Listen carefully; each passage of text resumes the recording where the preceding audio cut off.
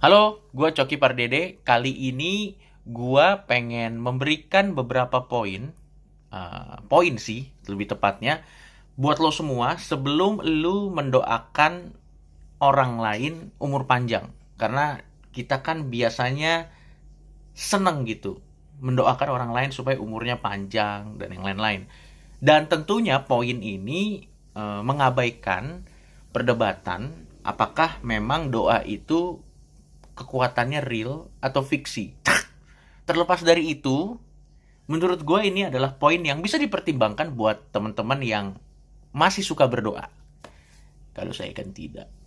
Jadi, sebelum kita mendoakan orang lain atau orang ini punya umur panjang, kita tuh harus paling enggak melihat apakah orang ini punya kualifikasi untuk bisa punya umur panjang. Yang pertama, apakah orang ini pengangguran? Kalau orang ini pengangguran, apalagi dia penganggurannya tuh memang karena passionnya ya, bahkan jauh sebelum pandemi ini dia sudah pengangguran.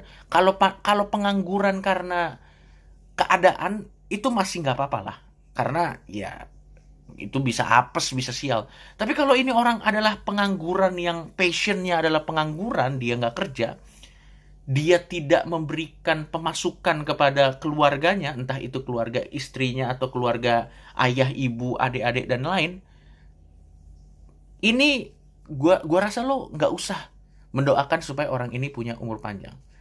Karena ini akan nyambung ke negatif-negatif selanjutnya. Oke, misalnya dia pengangguran, otomatis dia tidak memberikan pemasukan atau manfaat kepada orang-orang terdekat dia.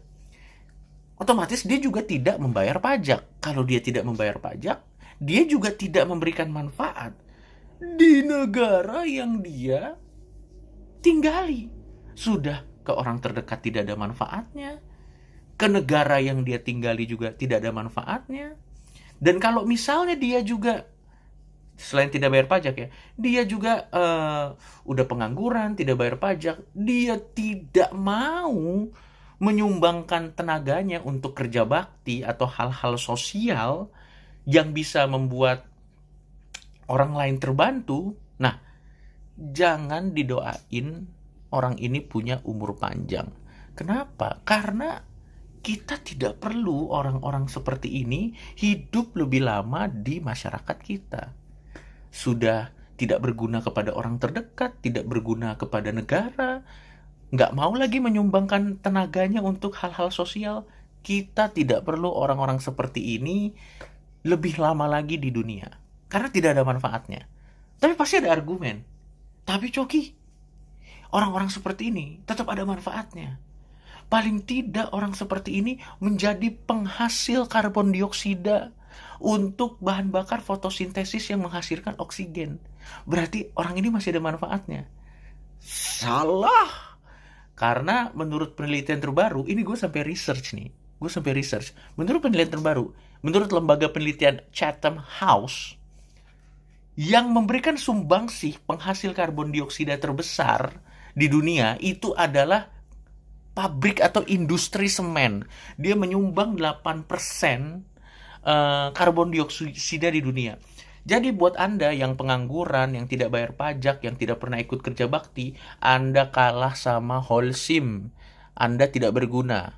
Karena paling tidak semen walaupun mungkin menghasilkan polusi, paling tidak masih bisa digunakan untuk pembangunan dan masih ada manfaatnya. Jadi kalau misalnya orangnya memenuhi poin-poin yang tadi, nggak usah didoain supaya umurnya panjang. Karena memberikan manfaat tidak, dan orang-orang seperti ini malah rentan join ormas-ormas anarkis. Jadi kalau misalnya lu tetap punya hobi untuk mendoakan orang, tapi bagaimana Coki, hobi aku kan mendoakan orang, aku harus bagaimana? Lah kalau emang lo suka mendoakan orang, saran gua doain aja ya. Terlepas dari doa ini punya the real power atau enggak ya, tapi menurut gua ya nggak salah untuk dicoba. Lo doain aja supaya paling enggak orang ini hidupnya punya impact. Karena panjang atau enggaknya umur seseorang tuh tidak relevan dengan value dia sebagai manusia. Jadi lebih baik ke depannya kita mulai mendoakan supaya setiap orang hidupnya punya impact. Karena menurut gua, mau itu impact positif atau impact negatif, itu akan tetap ada manfaatnya. Contoh, misalnya orang hidupnya punya impact positif, manfaatnya jelas bisa langsung dirasakan saat itu, atau mungkin jangka panjang, udah jelas, nggak usah kita jelasin lagi. Bahkan orang yang punya impact negatif pun tetap ada manfaatnya. Sebagai apa? Pelajaran hidup untuk orang lain. Misalnya contoh, siapa contoh karakter yang di hidupnya punya impact negatif, tapi malah jadi pelajaran buat orang lain dan bisa jadi kebaikan untuk kebaikan yang lebih besar. Contoh misalnya siapa? Abu Lahab, Yudas Iskariot, atau Adolf Hitler. Ini 3 orang ini di kehidupannya tidak terpuji dong.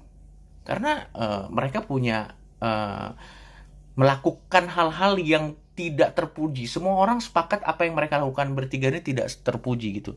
Tapi coba kita lihat, umat manusia itu belajar dari ketiga contoh orang ini, dan akhirnya malah jadi lebih banyak orang yang melakukan perbuatan baik gara-gara 3 contoh orang ini.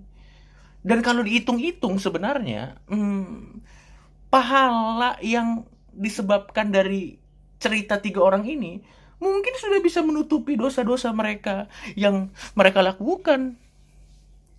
Jadi intinya,